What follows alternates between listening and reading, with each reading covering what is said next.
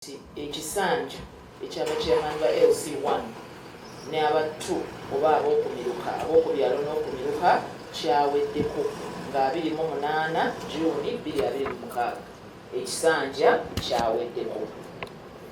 Ekiddako ekisanja bwe kiba kiweddeko kuba kulonda ekiwandiiko bwe kigamba, era kiwandiiko kino kitegeeza eggwanga nti Electoral Commission yafulumizza dda roadmap oba enkola egenda okugobererwa kiki ekivaako kiki ekiddako okulaba nti ebyalo n'emiruka bifuna obukulembeze obw'abachairman ne committees obw'abakyala owa defense byonna ku byalo ne ku miruka.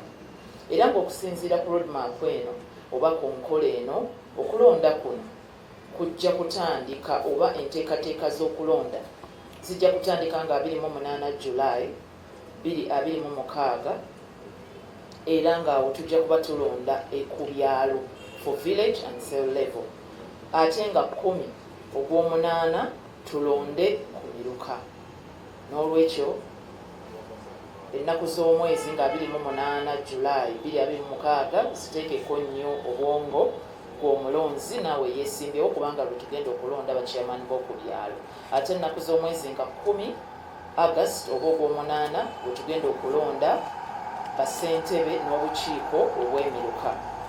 Era mu nteekateeka y'emu wansi w'etteeka section 52 and 53 oba akawaayiro 52 na 53 aka etteeka eritwala gavumenti ez'ebitundu Local Governments Act Cap 138, enteekateeka ez'ebyalo ez'abassentebe b'ebyalo ez'okulonda bassentebe b'ebyalo n'ab'emiruka wamu n'obukiiko bwabwe zikola kinene nnyo mu buweereza bwa gavumenti, era wano baziyise bedrock of governance oba gye waliise omusingi mu buweereza, era nga ye point oba gwe musingi ogusookebwako wakati wa gavumenti n'omuntu wa bulijjo bwe buweereza obusookebwako.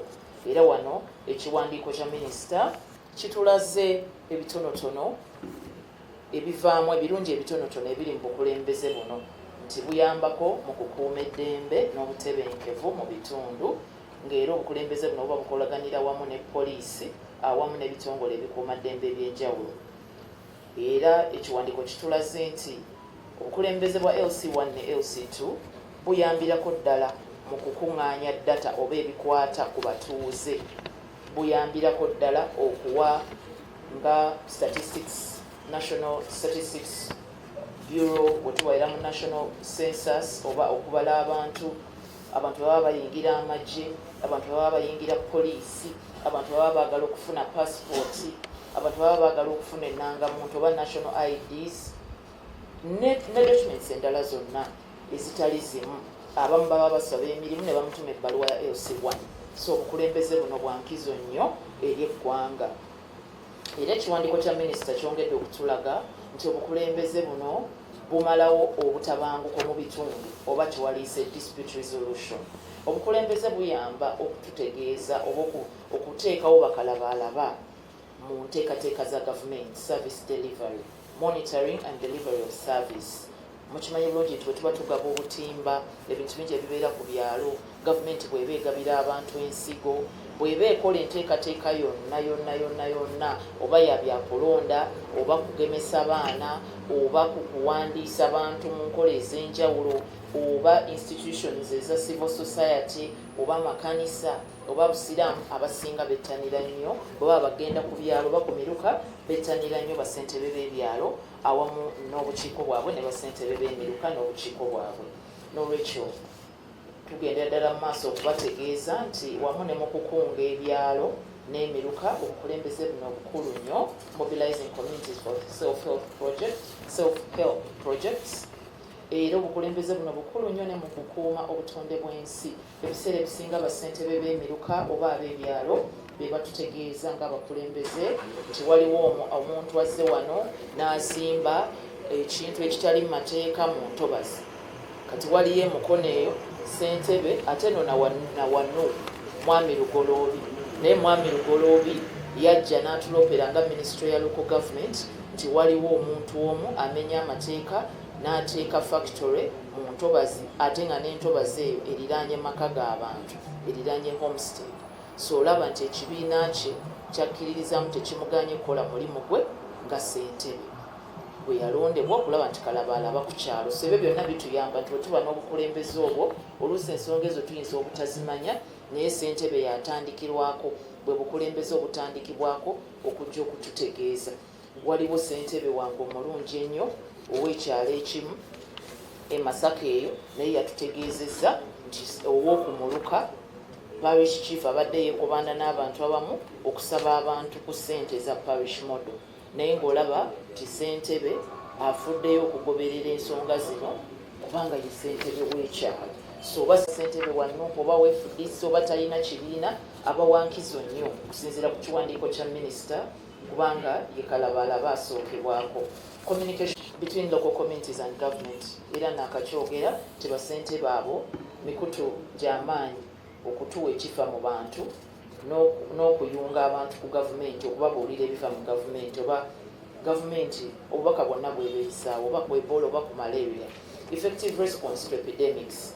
Mujjukira wano mu COVID n'endwadde nnyingi ezize zibalukawo, gavumenti ebadde ekolagana nnyo ne bassentebe ku byalo eyo mu nteekateeka ez'enjawulo ez'okutaasa abantu n'okusaasaanya obubaka obulabula abantu okwetangira endwadde ezo. Implementation of the parish development model, emyoga and other wealth creation programs of government. Mukimanyi bulungi nti bassentebe bayambako nnyo mu kuwandiisa abantu, mu kukunga abantu okujja mu misomo, okwenyigira mu nteekateeka za gavumenti ez'enjawulo.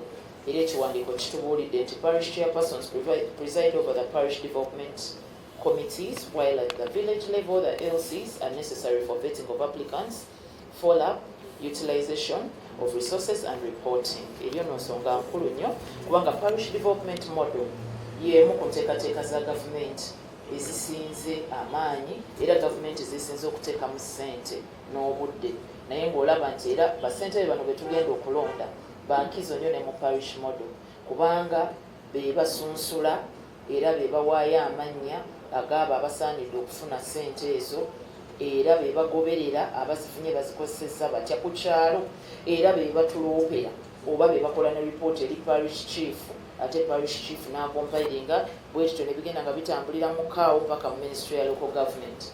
N'olwekyo parish chairperson ono naye ejjukira nti ate yakulembera obukiiko obwo oba parish development committees mu nkola ya parish model. N'olwekyo parish development model, n'olwekyo obukulembeze bwe tugenda okulonda bukulu nnyo. Mbasaba mwenna ku lunaku olw'okulonda va ku byokola ogende ku kyalo kyo olonde ssentebe w'ekyalo ekyalo kw'obeera. Omulimu gwe yansabye okukivuunula. Therefore, because of their importance in community mobilization, nga bwenjogedde nti olw'omugaso nammwe gwe mwewuliriddeko obukiiko buno bwe gulina era naye agenze mu maaso n'abasaba nti mubeereeyo mulonde. Ate asabye ab'obukiiko okukola formal handover ababuliko kati. Minisita asabye ab'obukiiko ababuliko kati basigaleko be baliwo kati era chairman wo ku kyalo kati incumbent abaddeko ye chairman wo. Bw'oba olina kye weetaaga ku kyalo nga kyetaagisa bbaluwa ya chairman ne bw'oba tomuwagira ng'ogenda kulondamu mulala sooka y'okolagane naye kubanga ye chairman aliko kati. Kaakati bwe tumaliriza okulonda kw'abassentebe ewanaaba wafuniddwa abakulembeze abapya, wewanaabaawo ebitundu ebironze ba chairman abapya n'obukiiko obupya era wajja kubeerawo formal handover. Era minisita abasabye nti formal handover eno oba okuwaayo obuyinza kujja kukolebwa wansi w'abakulembeze abatwala districts ez'enjawulo bakaawo ba RDC n'abakulembeze ab'enjawulo bekikwatako ng'amateeka bwe galagira. Sanja ate ogende mu maaso okole bulungi. Furthermore, I would like to emphasize the requirement of local council leaders not to hold to political offices. Minister agenze maaso n'okutujjukiza ate bino byatujjukiza biri mu mateeka nti bannange tugenda kwesemba ku byalo bibiri. Tubadde tuwulirayo ba chairman nti chairman w'egundi yafa naye nga nze ali okumpi awo kati ofiisi zonna nga ye yazikolamu. Ekyo tekijja kukkirizibwa. Weesimbe ku ofiisi emu era bw'oyitamu okwate ofiisi emu. tetukkiriza muntu nti ekyalo kiri weesimbyeyo ne bakuwangula tinodduka ku kirala nedda. Amateeka gaagano gakulambika bulungi nti oyina kubeera chairman wa kyalo kimu oba owakakiiko ku kyalo kimu oba ku omuluka gumu tosobola gatta bibiri. 29 muteeka erya Local Governments Act Cap 138 kwongedde era okujjukiza abantu ku tteeka lino. Minisita lyayogedde titosobola kubeera na offices 2 oba chairman wa LC1 wa mirundi 2 wa byalo 2 oba 3. No, tekiyinza kuba not more than one office. Etteeka bwe ligamba a full-time office in the service of not more than one local government. So tukwegayiridde ne bw'oba olina amaanyi nga mangi ng'osobola okuweereza ebyalo 5 ojja kulondako ekyalo kimu kw'obeera ojja okwesimba. Etteeka ebbaazo ne litubuulira nti omuntu bw'aba yalondebwa ku local council eya jurisdiction oba ekitundu ekineneko kiri ekitundu ekitono kijja bw'abanga yava ku 1 ne bamulonda ku 2 ekitundu ekitono ekya 1 kiba tekikyalina mukulembeze n'olwekyo baba baddamu akalulu kaakyo. Kale ekiwandiiko kiwanvu nga bwe yakibasomedde naye mu bumpimpi ebyo byensobodde okugjamu. Bannange Electoral Commission egenda mu maaso etegeka okulonda nga kwa mirembe. Minisita abasabye nange mwegaseeko nga Minister of State okubasaba tubeeyo mu bungi tulonda ate tulonde mu mirembe.